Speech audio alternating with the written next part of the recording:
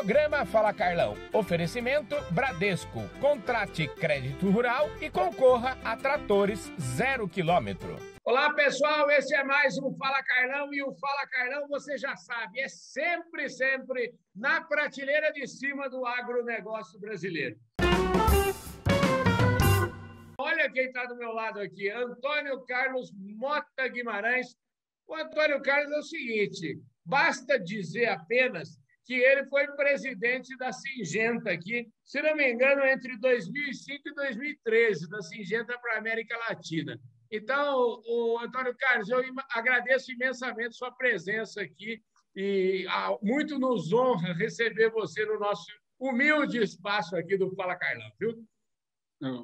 Na realidade, Carlão, a honra é toda minha e muito obrigado aí pela oportunidade de conversarmos hoje. Muito obrigado. Deixa eu falar, aqui os meus convidados já sabem que a gente apresenta o Caboclo, diz que ele foi presidente, diz que ele é conselheiro, diz que ele é um monte de coisa, mas a primeira pergunta é o seguinte, eu já afirmo, ninguém nasce presidente de nada, todo mundo tem uma história para contar, e eu queria que você contasse a sua história aí de paulistano e que não tem nada, não nasceu na roça, não. Fala aí para mim, como é que foi? Como é que é essa sua trajetória aí? Nasci na cidade de São Paulo, sou paulistano. Meus pais foram funcionários públicos no estado de São Paulo. E eu e meus irmãos estudamos em escola pública. Acabei cursando a escola politécnica e me formei em engenharia civil. Gostava muito de computadores e comecei a trabalhar com engenharia civil e computadores e fazendo programas para engenharia civil. Por exemplo, eu participei da construção de Itaipu, fazendo programas para cálculo estrutural de Itaipu naquele tempo quando eu estava me formando. E aí acabou surgindo uma oportunidade de trabalhar na área de informática numa empresa chamada Copas Fertilizantes. Eu acabei mudando completamente. A primeira mudança que eu fiz na minha vida foi mudar de engenheiro civil para tecnologia de informação. Nessa Copas Fertilizantes aprendi muito de agricultura. Comecei a andar com os vendedores, comecei a trabalhar com o pessoal de marketing, fizemos muitas coisas interessantes e meu chefe era o financeiro. Então, eu comecei a estudar para ser o financeiro. E depois da Copas, o que aconteceu é que eu acabei evoluindo na área de finanças e falei, preciso aprender um pouco mais de finanças. Aí eu fui para a GV fazer o mestrado em finanças.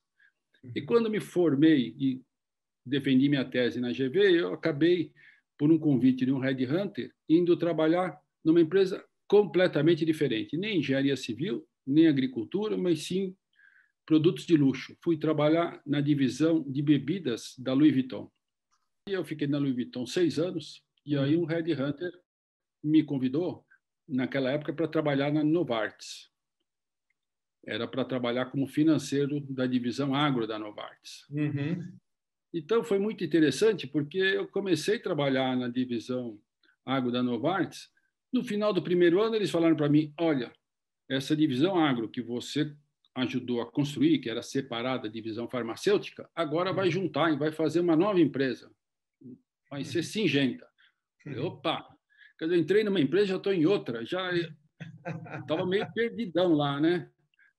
Como é que ia conduzir isso? Aí eu acabei, na Syngenta, acabei sendo nomeado o financeiro do Brasil, né, da fusão com a Zenica e a Novartis. Depois eu acabei trabalhando como financeiro da América Latina até 2004. Em 2005, eu acabei sendo promovido para o diretor-geral da Syngenta na América Latina, onde fiquei de 2005 a 2013.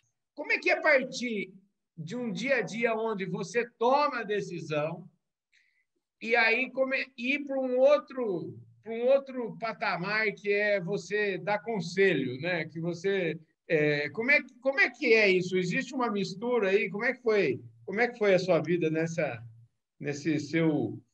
transformação, nessa passagem? Essa passagem que você fala que vai se aposentar é uma coisa muito difícil. Ninguém se aposenta da noite para o dia. Isso não existe. Eu demorei 2 anos para desligar da Syngenta e me ligar numa vida nova.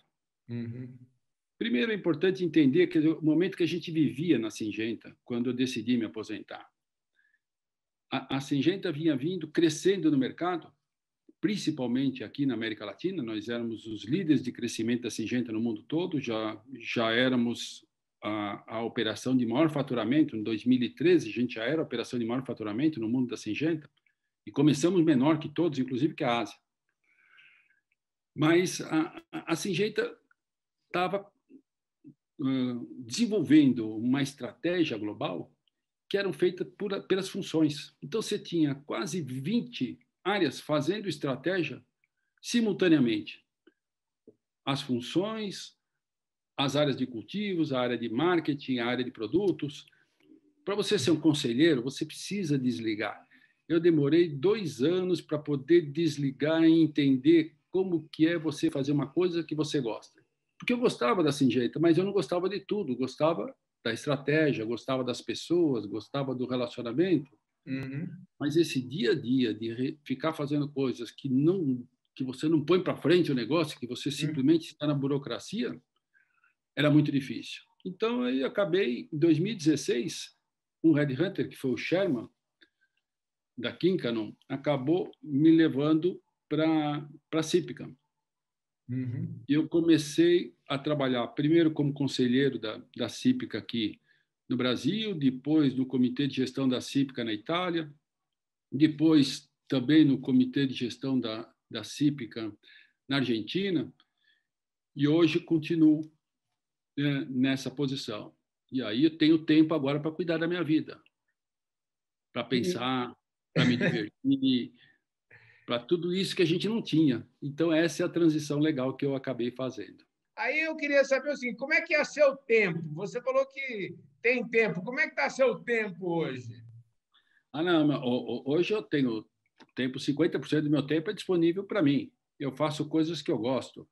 Eu ouço música, eu ainda gosto de mexer com computadores, de aprender tecnologia. Então, isso é um prazer para mim. Mas os outros 50% que eu trabalho na gestão dessas empresas também é um prazer, porque não é alguma coisa forçada. Nas reuniões que a gente tem a oportunidade de desenvolver estratégias. Veja, vou dar o exemplo aqui da Cípica Nittino. Eu tenho o prazer de trabalhar agora com o Alexandre Gobi, trabalhou comigo na Syngenta. O Alexandre é um cara fantástico. E nós ficamos de 2016 a 2019 montando o portfólio da Cípica Nittino para depois montar a gestão. Eu não podia montar a gestão sem ter um portfólio competitivo.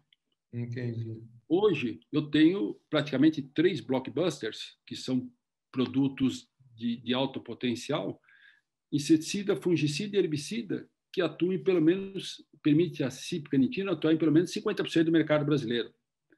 Então, aí você começa a construir uma equipe. E o Alexandre foi o começo de tudo isso. Ao trazer o Alexandre, e agora com o Marconi e com outros profissionais que estão chegando na nossa empresa, com o crescimento que nós estamos tendo, tudo isso faz parte da estratégia que a gente começa a desenvolver aqui no Brasil. Que Brasil que você está enxergando e que agronegócio que você está enxergando, o que vem por aí, acho até que a gente chegou a comentar, você falou aí de portfólio, blockbuster. Eu queria que você me desse continue sua aula falando agora de futuro. Que a gente vê para o nosso setor de agroquímicos, nós vimos uma consolidação nos últimos anos porque existia um problema de você aumentar as margens das suas vendas de um ano para outro. A margem das vendas do nosso negócio a gente chama de profit pool. Então, a soma da margem de todas as empresas que atuam no setor de agroquímicos é o profit pool do setor. Acontece que enquanto o setor está crescendo 2%, 3% ao ano de agroquímico, o profit pool do nosso setor está diminuindo. Isto é um sintoma de que alguma coisa tem que ser feita, porque o acionista não vai aceitar redução de rentabilidade. Então, por isso que o setor de agroquímicos hoje está se movimentando para o setor de revendas comprando revendas, existe muito movimento, porque existia um profit pool nesse setor muito próximo para ser capturado.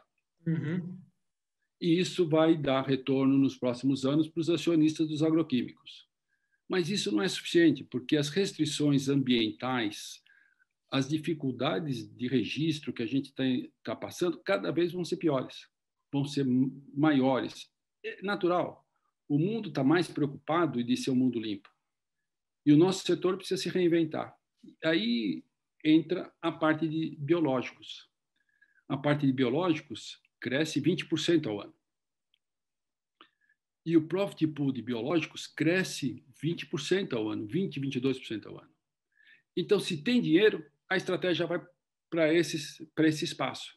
Só que aí tem uma característica diferente o setor de biológicos, vamos chamar assim, bioestimulantes, fertilizantes especiais e tudo isso. Nós temos 600 jogadores, enquanto que agroquímicos nós temos muito menos.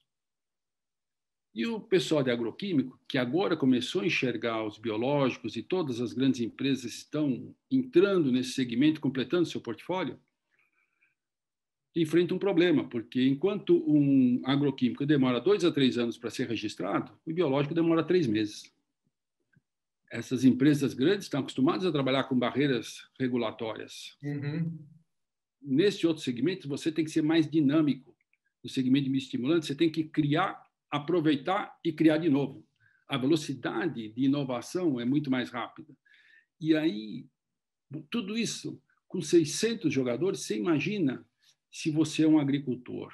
Você vai receber 10 vendedores de empresas diferentes por semana querendo te vender coisas. Em qual você vai confiar? Então, o marketing dos bioestimulantes ainda não está desenvolvido. Como que isso vai ser construído, esse marketing, é o caminho para os próximos 10 anos. As empresas estão entrando nos bioestimulantes, nos fertilizantes especiais, porque o profit pool está aí, ele é onde cresce, é onde tem a oportunidade de crescer, o mercado crescendo 20% ao ano, o profit pool crescendo 20% ao ano, mas precisa se aprimorar a forma de se vender confiança aos agricultores. E, ao mesmo tempo, precisa ser mais um processo de inovação mais rápido do que a gente estava acostumado nos agroquímicos, que as barreiras regulatórias nos protegiam com muito mais efetividade. Como você falou de 600 jogadores aí no Biológicos, eu também fico pensando se, né, as fichas dos grandes players aí não vão acabar dando... É possível haver uma consolidação nisso também nos próximos anos? Eu acredito que sim. O desafio hoje, eu trabalho muito na estratégia cípica de Tino, nós estamos investindo nesse setor, né, de biológicos, estudamos esse setor com bastante intensidade, decidimos começar com os biológicos na Itália, depois nós expandimos para a Espanha, e agora nós estamos trazendo para o Brasil. Trouxemos o ano passado, e esse ano já montamos equipes específicas, e o faturamento já é 6 vezes o faturamento do ano passado. Quer dizer, ele cresce muito rápido se você faz a lição de casa direito. Mas a consolidação desse setor precisa ser muito cautelosa, porque as empresas que têm mais sucesso nesse setor são empresas inovadoras, de pessoas com cabeça diferente. Você consolida e não deixa essa cabeça continuar pensando com você, você matou o negócio dele. Não é o produto dele que interessa. É a cabeça, é a criatividade, é essa pessoa que interessa. Então, é diferente do desafio dos agroquímicos. Quando consolidava, o portfólio era muito relevante.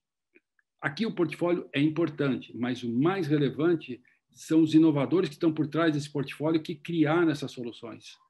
Nós temos muita gente boa criando soluções e a gente tem que saber, na hora que trouxer essas empresas novas, tem que saber trazer esse conhecimento, essa experiência junto. Esse é o desafio. E é o desafio que nós estamos enfrentando na Cípica Nitino no mundo todo, quando a gente quer expandir os biológicos. Antônio Carlos, show de bola, viu? Parabéns. Obrigado, viu? Obrigado a você. Eu vejo todos vocês no nosso próximo programa. Valeu, gente. Fui!